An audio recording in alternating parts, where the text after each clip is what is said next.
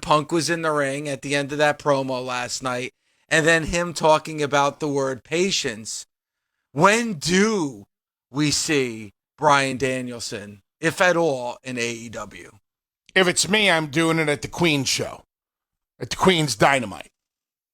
Same thing that they did with Punk. Because last night was not a planned subliminal Easter egg. Last night was an organic Easter egg that just happened to happen, and I think that it was just good enough. Yeah. Remember when Darby Allin did the backstage promo where he said, people coming in, got to prove your best in the world or whatever? There it was. There was your little tip of the cap, just enough for the people to know. Last night, a bunch of yes chants break out during a Punk promo. Punk says, hey, that's somebody else's shtick. And you might have to be a little bit more patient for that. The place goes crazy. And that's just enough to let us know, yes, you're going to get what you want again. Because it wouldn't be smart for Punk to throw that out there if AEW was not going to deliver. Because now Punk will have egg on his face. So what if that's me, if I have the pencil, what am I doing? I'm going to deliver that monster first time appearance in the same type of crowd as Chicago. Punk in Chicago, I'm giving Danielson in New York City. There should be more people in Queens. I think there's gonna be more people in Queens than there was in Chicago. And trust me, if you know anything about competitive wrestling towns like a Chicago, like a New York, like a Philadelphia, New York is going to want to be louder on television and crazier on television than Chicago was. So the competition amongst the cities, the good-natured, good-spirited competition and who can be louder, who can give the biggest pop, they're going to give, if we do get Bryan Danielson in Queens, that is going to be a monster reaction, and that'll be the second time that a monster reaction like that happens for AEW. Yeah, and Bully, obviously we talked about this at Rampage last week at the United Center. That was the biggest crowd that AEW has ever had for a live show. And it sold out, Bully, I would think, because they were expecting CM Punk to be there. It's a different story with that September 22nd show for AEW Dynamite in Queens. That sold out just because AEW is in Queens. But that record that we saw last week will be broken on September 22nd because I think it's going to be around 19,000 fans in Queens. First of all, Bully, it's great throwing out these numbers. We talked about, the 50,000 that was at SummerSlam for the WWE, and now we're talking about 19,000 for AEW in Queens. It's good to throw out these numbers, but you're right. That New York crowd is going to want to be louder than what they were at Rampage. And you're probably going to need a bit of a surprise, a bit of a ignition for that crowd to get crazy. And I think it's going to be what you said. I think it's going to be Bryan Danielson coming to AEW. I think it's very interesting that you use the term throwing out these numbers. Because I have a number that I'd like to throw at you. Sure, go ahead. Ready? Yep. 58. Okay. Think about it. I'm throwing out a number. The number is 58. What am I referring to? I have no idea. 58 feet. That's how far you threw the ball at your first pitch the other night. 58 feet. 58 feet, but it's 58 feet from the rubber to the plate. No, it's not. And it's not a rubber. It's a rubber. R-U-B-B-A-H, rubber. I don't want to get too far into this, Bully, but since you felt the need to throw out that video on your social media account, unlike anybody you have ever seen throw out a first pitch to a game, I didn't do it at the beginning of the mound. I did it on top of the mound, as you like to say, on the rubber. And I threw it, and you know what? It was a bit outside. If there was a right-handed batter, I think it would have been a swing and a miss. If it was a left-handed batter, I probably would have taken off their head. This is just a bit outside. No, you would have taken off their calf. You would. That wasn't anywhere near his head. Just out of curiosity, did anybody else throw out a first pitch on that day? Yes, it was my brother Don. And where did your brother Don LaGreca throw his pitch from? On the rubber. Did he reach home plate and did the ball go into the catcher's mitt? Yeah, he threw a strike. So at least there's one athletic LaGreca in your household. Well, to play in your family. Yes. My brother got a college scholarship for baseball. He was a pitcher. Still holds the record since the school isn't around anymore. The only no-hitter by a pitcher for Don Bosco Tech. So, yes, my brother is athletic, or was athletic, I should say. Years of doing radio kind of changes your body. But he does have the skill to pay the bills, and obviously he threw a strike at the Miners game. You know how we always talk about, I asked the boys when they come on the show how they felt in certain moments. How did you feel the moment you clicked on your Twitter machine and you saw that I had posted the video of you botching your first pitch? Actually, you know what? I felt good, Bully, because that made me feel like, you know what? Bully does care. He really did want to see if I didn't make an ass out of myself on the pitcher's mound. Listen, it wasn't what I wanted to accomplish, but I don't think I made an ass out of myself. Oh, you made a tremendous ass out of you. Don't sell yourself short. You're a tremendous slouch. Well, you know what? You know what? You know who wins? The Miners, because there's over 30,000 views on that video of me throwing that ball from the other night. So, all right, back to wrestling. Okay. Throwing out the numbers. I don't remember. I just remember you said throwing out the numbers. I don't remember what else you said. No, but I talked about, 19,000 in Queens. We got 15,000 plus in Chicago. You mentioned about patience. You said the word patience. And I think we do need to be a little patient here.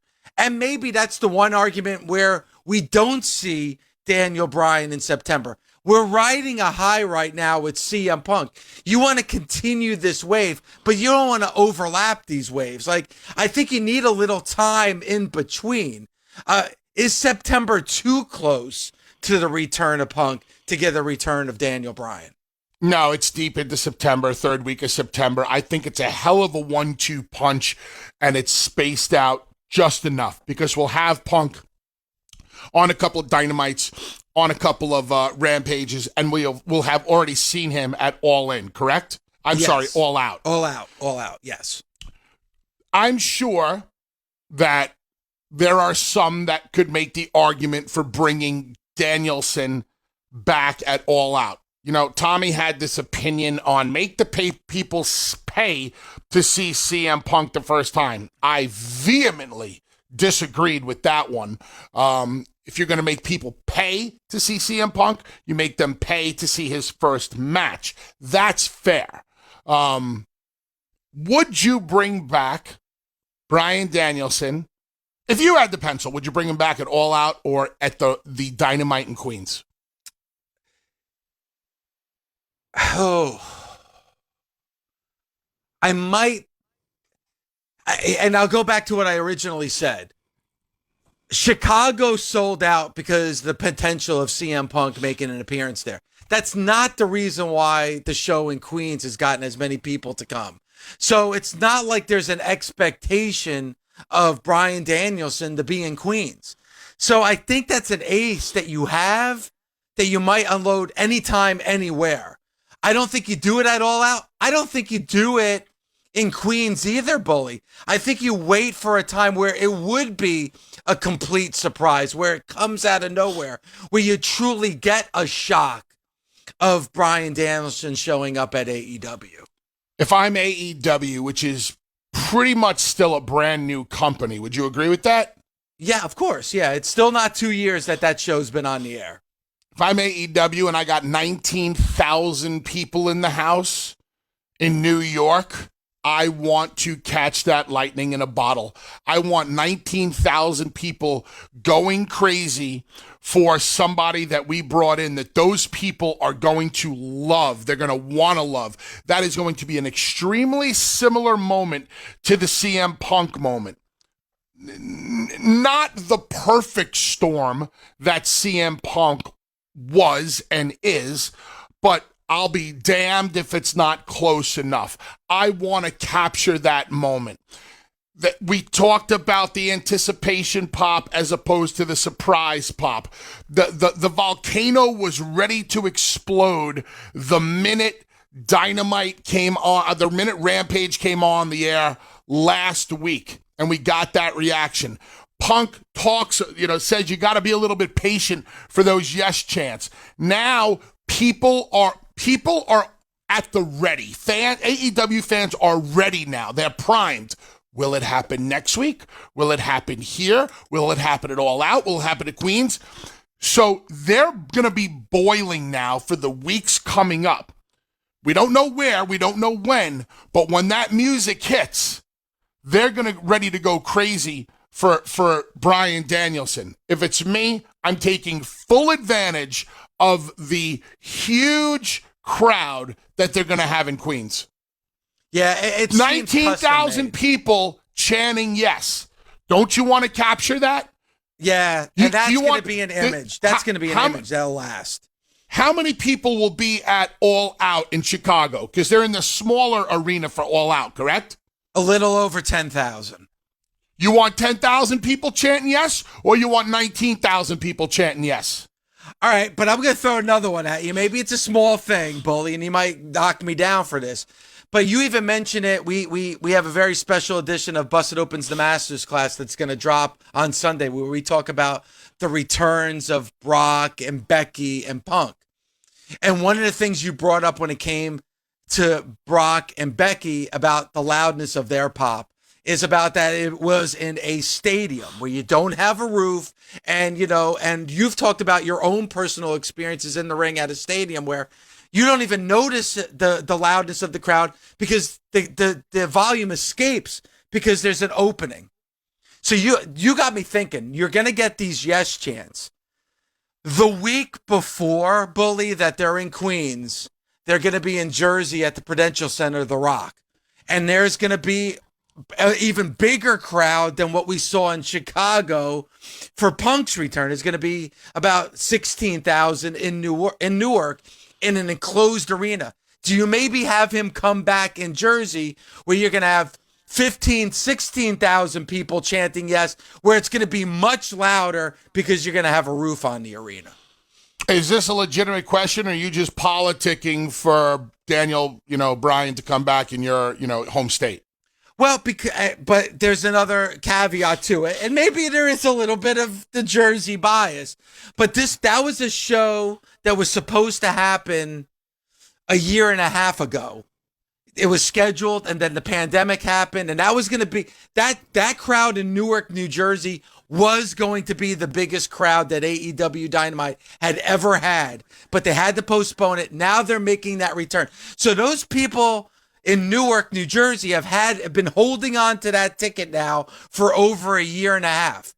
Do you reward those people for holding on to that ticket for a year and a half by giving them Bryan Danielson? Also, it might even be as good or even better of a visual having 16,000 people chanting yes with an enclosed arena. It would be much louder, I'm sure, in Newark, New Jersey than it would be in Queens, New York.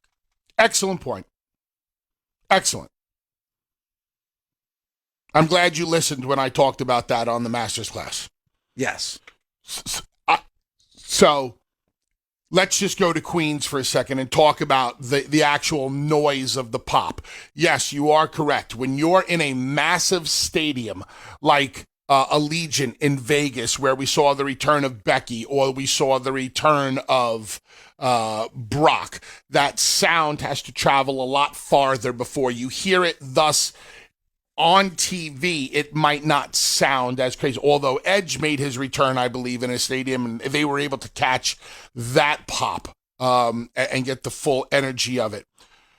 You're asking me, do you do it in Newark with 16,000? Do you do it in Queens with 19,000? Queens is in an open air stadium, but it's a much smaller stadium. It's a 20,000 seat stadium as opposed to a 70,000 seat stadium that Brock and Becky came back into. Allegiant holds like 70 or 80,000. Yes, the WWE had conformed it to about 40 or 50,000, but the sound still has to travel someplace before it bounces back. You know what? Either one of them would be just fine. They really would. I think that in that closed open air stadium, Arthur Ashe in Queens, New York, you're going to get more of a traditional arena feel and sound. But if you're in Newark at the Prudential Center the week before and you have 16 or 17,000, you're almost guaranteed to have better sound. I think either one of those spots are just as good. But the good thing about it, Bully, and for AEW fans, you have something that you're sitting on the edge of your seat waiting for. I think those things might continue. I mean, I don't know how many more wrestlers, now that once you see Daniel Bryan, then people are going to be like, is Bray Wyatt coming to AEW? There's always going to be some kind of name looming where fans are going to be wondering if they're going to make their debut on that show. Off the top of my head, imagine if this happened. Talk about fantasy booking for just 1 second. Imagine Bryan Danielson comes back in Newark and you get that tremendous reaction and you went off the air with Punk's music hitting and coming out onto the stage, and Punk and Danielson are looking at each other to go off the air. And then you announce via social media that next week in Queens, Arthur Ashe on Dynamite, Punk and Danielson face-to-face in the middle of the ring for the first time in 20 years, however long it is. Wow, you talk about connecting your dots and maximizing your opportunities. I mean, that's just, like I said, top of my head about moments. You could have the crazy return moment with Danielson. Now you can give them a predetermined moment by saying we're going to have a face-to-face to start the show. Could you imagine how ballistic Queens would be going if you got Bryan Danielson's music, Punk's music, and they're sitting in the ring staring at each other? The commentary could lay out for an hour, and the chants would still be going on.